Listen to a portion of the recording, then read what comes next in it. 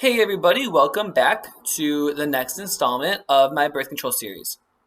Today we're going to be talking about the IUD, this little guy. It stands for Intrauterine Device, and it is a device that goes inside your uterus.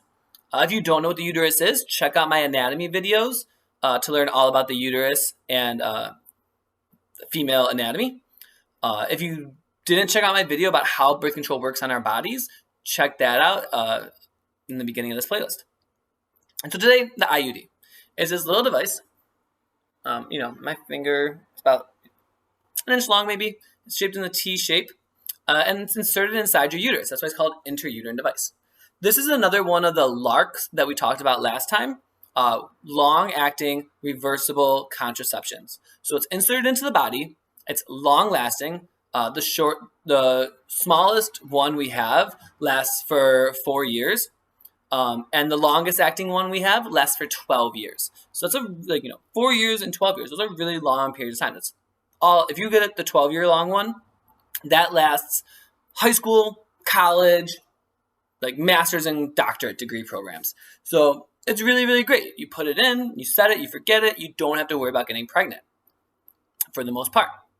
Unlike the next one on though, this one is a little bit less effective. The next one on that we talked about in the previous video is the most effective birth control we have. It's 99.99999% effective.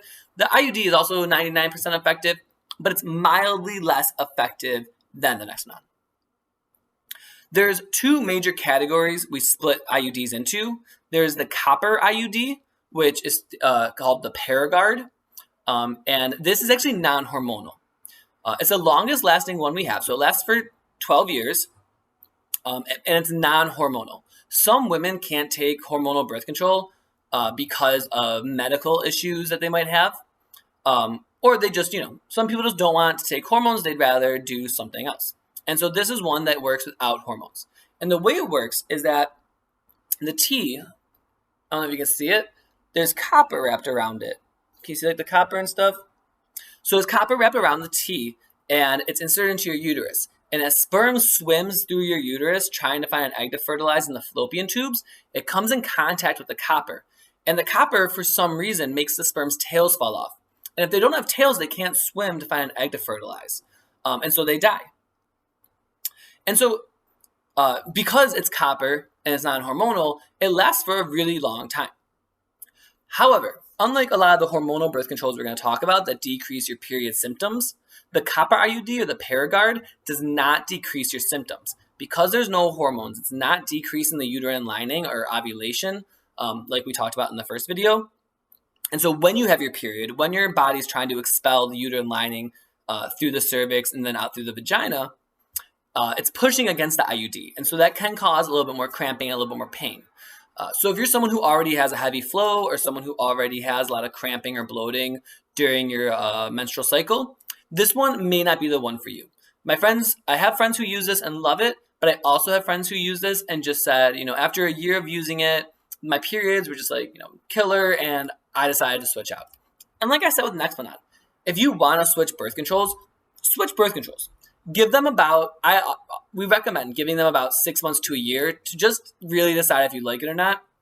But if after 6 months to a year you don't like it, go to your doctor, talk to them about other options, and figure out one that's going to work best for you.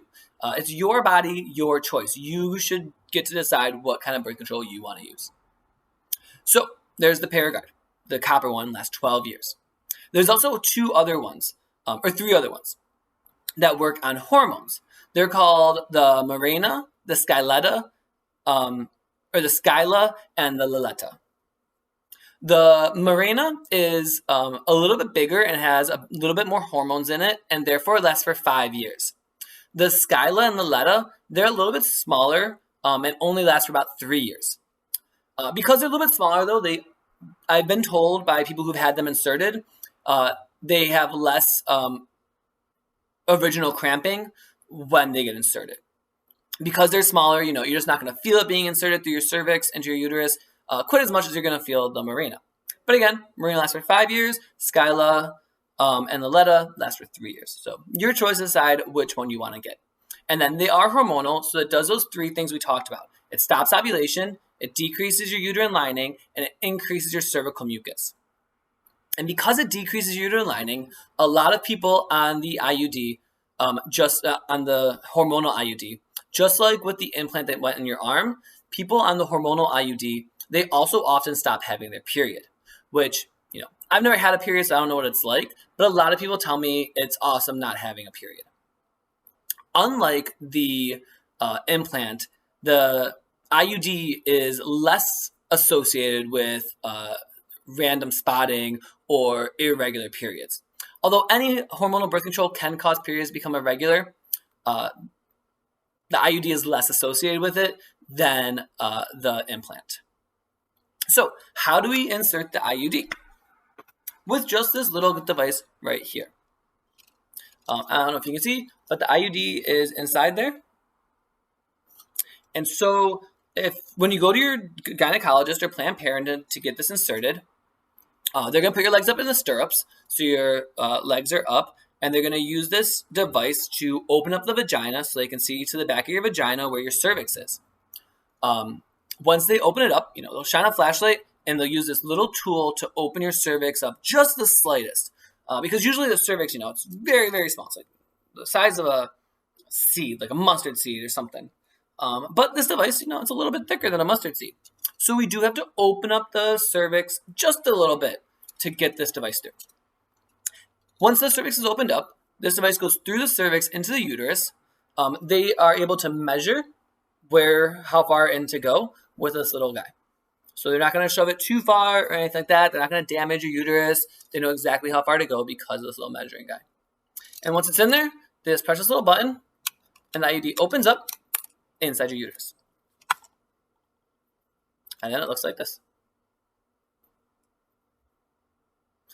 This is one of the hormonal ones, so it doesn't have the copper wrapped around it. This one, the T one, has the copper wrapped around it.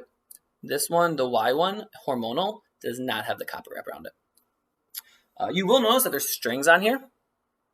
And so the reason there's strings on there is so that after you've had it in and, it's either run out of hormones or you want it taken out for whatever reason, we're able to find the strings and easily remove it without having to, hunt too hard for it. Another thing to mention about the IUD insertion is that it's not painless. Most people I talk to who have had it inserted, they're not dying of pain or anything like that, but they do say that there's about 3 cramps that occur, and they feel like cramps you have when you're on your period. The first cramp occurs when we open up your cervix. So when your cervix goes from being shut to being stretched open a little bit, it causes a little bit of a cramp. The second cramp occurs when the IUD is inserted into the uterus. Again, just like a period cramp. And the third cramp occurs when we take this device out of the cervix and it goes back to its regular size. You can take some ibuprofen before coming in or afterwards to just kind of decrease the cramps. There also may be a little bit of swelling or achy paininess in your uterus for the first 24 to 48 hours. Hot water bottle can help you with that. Just laying on your bed, take some ibuprofen to decrease the swelling. Things like that are really great ways to help prevent it. But most of my friends who have this, they get it put in, they go right to work a few hours later, no problem. If you want to take off work, or if you want to do it on the weekend when you don't have to work, or on any day you don't work, maybe the best, just in case you don't know how your body's going to react to it right away. But most people, you get it inserted, maybe you got a little cramping for a couple hours, and then it goes away. And I understand it might be, scary to have something inserted in our body. We don't know how our body's going to react to it. Maybe we're scared about having cramps. And understand those emotions. Think about those emotions. Think about how you're going to deal with those emotions and figure out, is this the kind you want to use? Highly recommended. Works great. People who have had this put in and who've talked to me about it say that, well worth it. But that's for you to decide on your own. I'm just here for the facts. So we're going to end it there. And next time we are going to talk about the Depo-Provera shot that goes in your arm or your butt cheek. So we will see you soon.